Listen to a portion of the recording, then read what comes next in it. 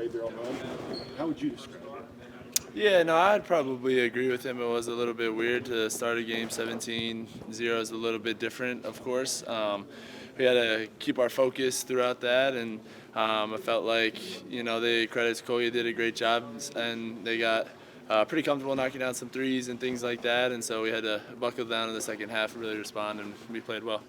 What, other than just simply missing shots, what do you think happened after you all went up 17-0 there? I mean, it's hard to point to. There could be a whole bunch of things, but maybe a little bit of loss of focus and things like that. So I don't know. There's probably a lot of different things. Of course, they switched the zone a little bit. We started missing some shots, even at the rim, and even some threes as well. Didn't really have as much energy and things like that. So I'd probably just say a combination of all of those things, and then. A team like that, they see one or two go in, they started making other tougher shots. So credit to them again, but I think it was just a combination of a lot of things. How important is it for you guys to keep that energy up? Hope talked about that energy and Yeah, how it yeah. kind of swayed at times tonight. Yeah, definitely. I think we play the best when we're playing with a lot of swag, and and you can see you can see our energy on the court is when we're playing our best. And so you look back even our last couple of games, it felt like even in the first halves of those games we struggled a little bit more with our energy, and then are able to kind of to find it a little bit more in the second half, and so. Definitely, we always try to focus on our energy a lot, and felt like it was probably lacking from who knows what, but a lot of different things tonight. Do you guys feel it when kind of Rupp gets behind you, especially early in the second half when Colgate took the lead there, and then also on that kind of flurry of 4 straight threes? It seemed like they were really bad. Do you guys like? Yeah, we love it. We love it. So, of course, we want to talk about with the team that we got to make our energy regardless of the crowd. But, BBN and Rupp helps with our energy as well, too, So, especially, we start making a couple shots and everybody explodes a little bit more. That gives us energy. That feeds us energy. They take the lead. We're getting a defensive stop. Like, that gives us energy. And so, it's awesome to have a crowd like that, like we do here. The home court advantage here is pretty special. So to be able to feed off of their energy as well sometimes is important. So. Andrew, you had those double-double against Western and 19 against Gonzaga, another double-double tonight. Are you pretty happy with the way you're playing right now? Yeah, I'd say, I definitely was able to kind of to figure out the way that everybody likes to play on this team and try to be able to find where I fit in the best among the team and be able to take advantage of that. And so I feel like a lot of the guys, we've been really working hard to continue to get better each and every day. And so, I feel like I've been able to kind of figure out a little bit more of how aggressive I need to be to impact the team in a positive way. So, How nice will it be when you get Lamont back? How much will that change how you're able to play when you have a point guard? Yeah, I think, of course, Jackson has done an awesome job trying to take over the point guard position. Credit to him, and Travis coming in off the bench has also helped us a lot as well. And so, but it's really hard for a team to replicate Lamont's ability to just disrupt kind of what's going on. And so, of course, we want him back as soon as possible.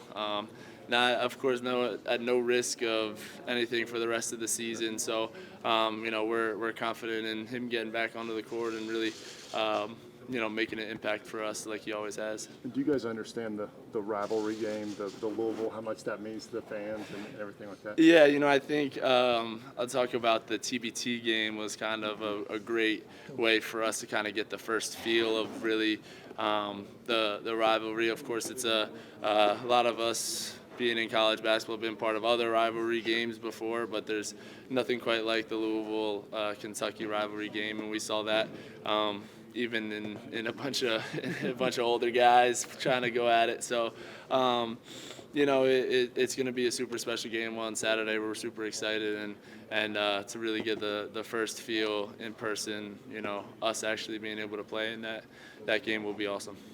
Andrew, physically, how did you guys feel, or how did you feel, I guess, personally, for yourself after last week with the crazy travel, the 2 super late night flights, like Sunday evening, afternoon? Yeah. What are you feeling like? It's really hard to. I felt like I was fully adjusted to West Coast time, like even in those 1 day and a half or whatever it was. And I would probably say my concept of time is not really great either. So, coming back, I've just tried to, got back early in the morning sometime and got to sleep for a little while, but then I didn't want to nap a whole bunch throughout the day and things like that. So just definitely took at least a day or two to fully get back to, kind of feeling right, feeling good, not just a little sluggish and things like that for us. So, the travel definitely, took a toll probably on everybody, but, I think at this point we're kind of all settled back in, which is good. Yeah, you're ranked number 5. Does that matter to you guys? Do you talk about that amongst yourselves? No, we don't really talk about it too much. Of course, it's always good to know kind of where you're at, but for us, I think the greatest, strength of our team throughout the entire season has just been even more having the chip on our shoulder, being an underdog, and kind of looked at, especially even in these couple big games, as the underdog. And coming into the season, a lot of questions about us, and especially as individual players along the line, a lot of people have questions and doubts. And so, I think it's really kind of been a staple of the team, and we love to embrace the underdog, and regardless of being ranked 5th, you can still always, have that mindset. So. Andrew, the last couple of games before this one, the first half of this one, probably as a team didn't shoot at the clip you'd want to from 3. Yeah. What changed in that second half, and how do you guys kind of just build on that consistency that's going forward here?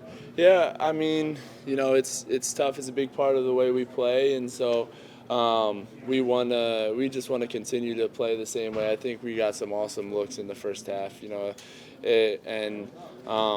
it'd be a little bit different if we felt like, we were forcing shots or trying to hunt them or something like that. People were taking bad ones, but we had some really great looks, and they just weren't necessarily falling. So, that's kind of the beauty of our team, and kind of what we do is we just move on to the next shot and keep shooting, and we know that it'll regress towards the mean, and we'll start making some shots, and so that's what is able to happen more in the second half. It seemed like in that second half, 3 pointers turned out to be the difference maker.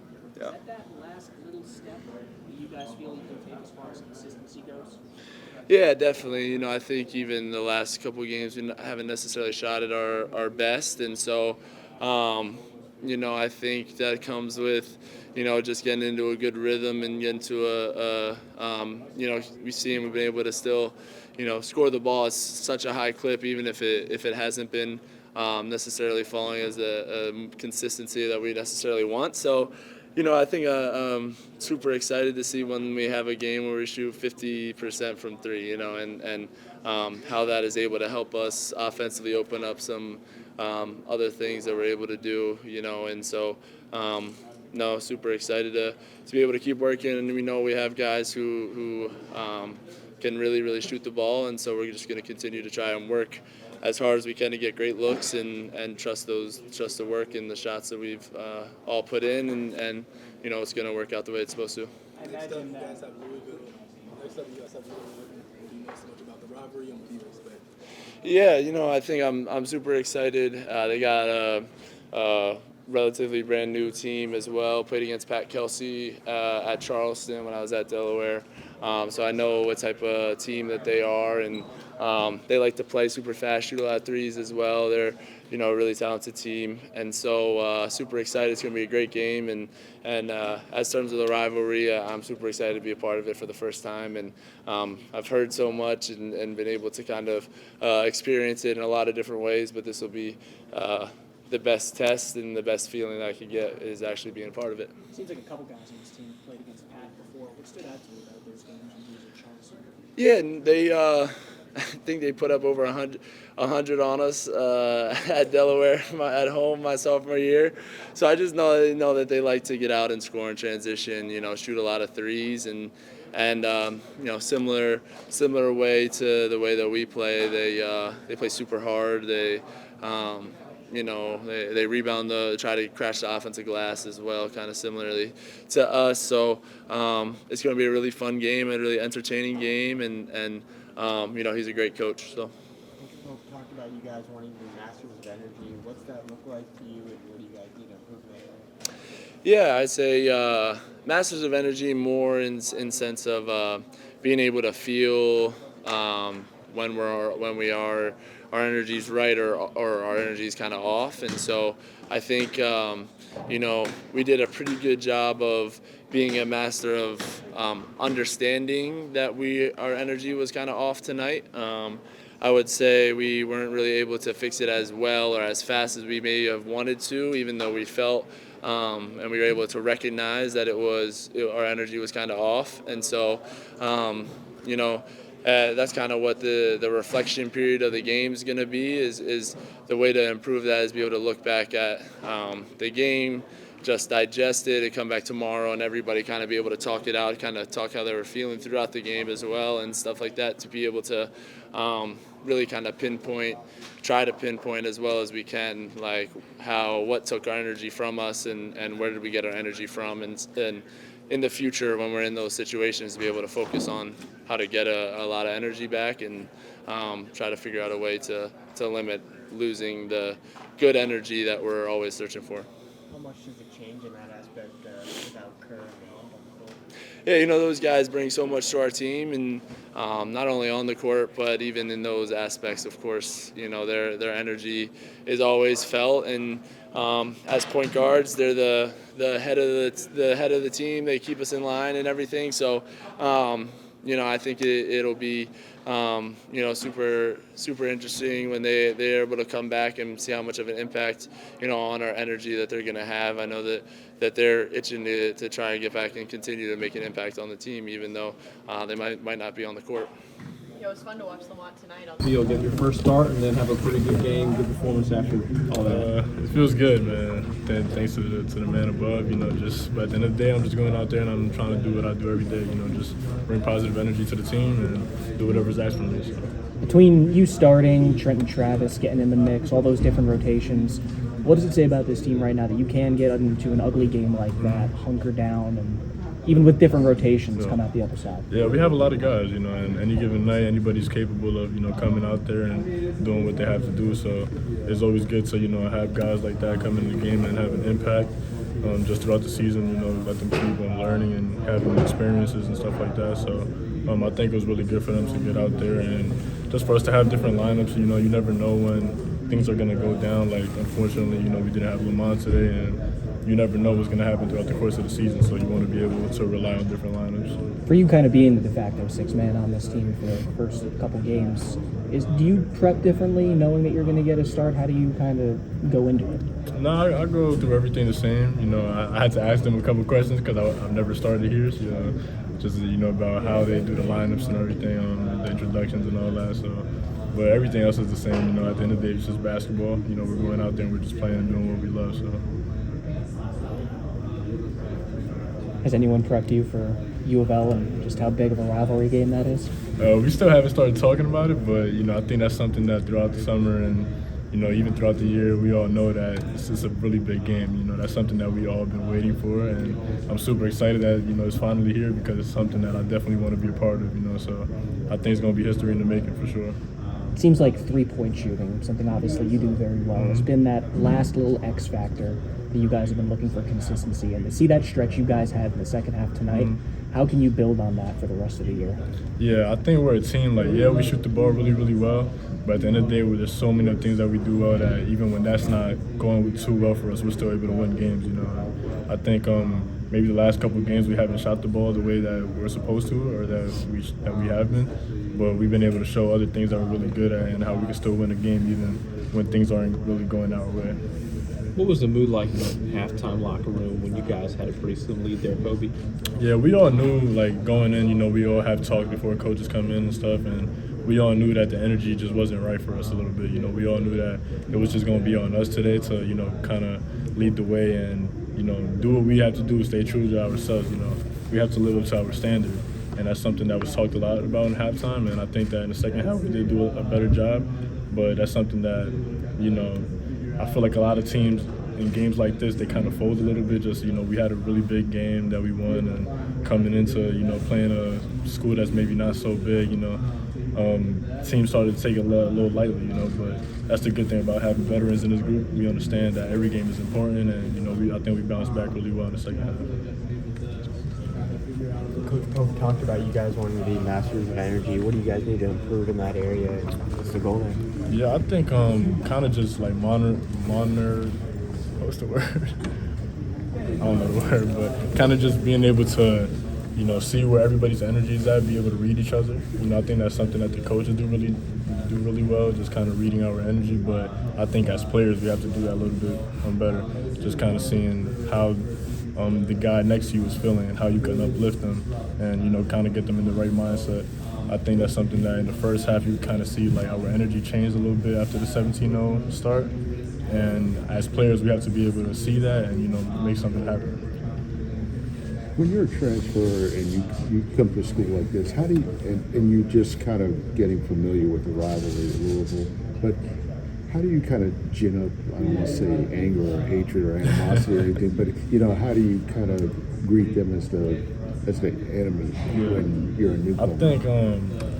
I think we get it more from the people, you know, like BBN, I say, you know, the fans, people that we talk to every single day, you know, walking to class. And, you know, even in the summer when we were doing little meet and greets, you kind of just see, you know, everybody throwing the L's down and stuff like that. So you start to see how serious it is to the people out here. And as a player, you know, you want to be a part of that. You know, we know how big of a rivalry this is. You know, it's one of the biggest rivalries in history of sports. So for us, that's something that we really want to be a part of, and the only way to do it right is to be all in on it, you know what I mean? So that's something that we're super excited for, and honestly, we can't wait for it. Who was Dayton's big rival, and did you enjoy playing in those kinds of games? Yeah, their rival was VCU, and those games were pretty hectic too. You know, just going over to their place and them coming to us, it was always a really, really tough, gritty game. So my expectation is for it to be the exact same here, you know, and I'm all for it. Andrew said that you guys got a taste of what that might mean to the fan base when you watch the TBT, the old guys out there. Most definitely. How would you categorize how much that means to guys even that are somewhat washed up? Man, I think it's gonna be huge. You know, just like we all seen them and their battle scars. You know, the famous picture of Tyler Ulis, you know, with the face bleeding and all that. So we're pretty aware of the history, you know, and just like he said, you know, going to TBT and seeing how that game compared to all the other ones was a little bit different. You know what I mean? So that's something that we just want to be a part of. You know, we know it's going to be history in the making. So definitely want to be all in on that. Koby, I noticed about the 413 and work by your wristband. Can you tell me a little bit more about that? Like, what's the meaning behind the 413 on the wristband? Yeah, so that's Philippians 4:13. It's my favorite verse. I can do all things through Christ that strengthens me. And that's something that I always have this on right here, this bracelet. But obviously, you know, in games we can't play with it. So I just put some tape on my wrist because it was a wrist that I fractured. And I put that verse on, you know, throughout the course of the game. You know, there's going to be ups and downs. And for me, that's just a way to, you know, kind of look down on it and kind of get myself together a little bit, just understand that I'm doing this for a bigger purpose. So. Coach Pope described tonight's win as or the game as kind of weird. The way that it started, the way that there were kind of some ebbs and flows. Yeah. How would you kind of describe it? Right on. Honestly, it was weird. You know, the energy was kind of a little bit funny throughout the game, but just to be able to, you know, go through a game like that and still pull off the win, still do what we have to do, like that just shows, you know, how experienced this group is and how we know that every game is important. You know, I feel like a lot of teams could drop games like that, but we understand that no matter how the games feel, whether it's great, bad, weird, you know, whatever it is, you know, we got to win, and that's what's most important. Did it feel any different to you getting to start this game? Not really. You know, I approach the game like every other game. You know, I'm not too much into starting or coming off the bench. You know, I'm here to do my job. You know. So. What does the 1,000 point mark mean to you? It means a lot just because I know everything I went through. You know, to get to that point. You know, it's a small accomplishment, but at the same time, you know, it's big for me just because it makes me reflect on, you know, my college career and everything that's gone into it. So it's a good moment for me and my family. You know, I'm happy about it, and I'm just ready to, you know, keep doing more. When you guys were struggling in the first half to hit threes, you were the only one hitting any.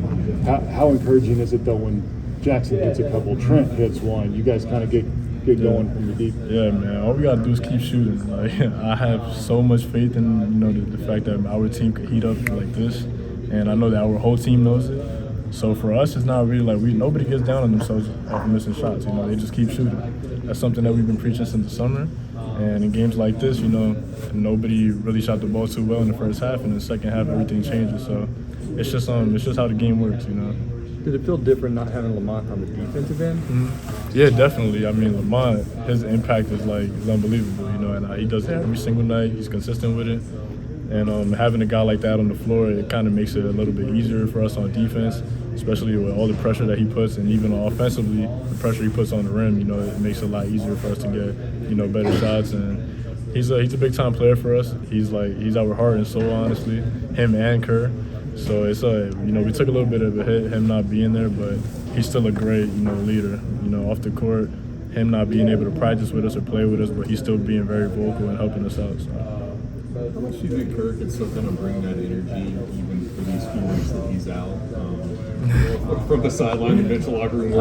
I have no doubt that his impact is going to be any different. I feel like I don't feel actually. I know that his impact is going to be the same, just because he brings that good positive energy, and he's really hyped. You know what I mean? And sometimes that's what the team needs. It would have been great to have him here today, but we understand the situation and everything. And, we know that even though he's not on the court with us, he's still going to find a way to make his presence felt. How eager do you think Lamont is to get back out there? Super eager. Super eager. I feel like he's just like any one of us that would be out for a couple of days. But, it's a process. Health comes first at the end of the day.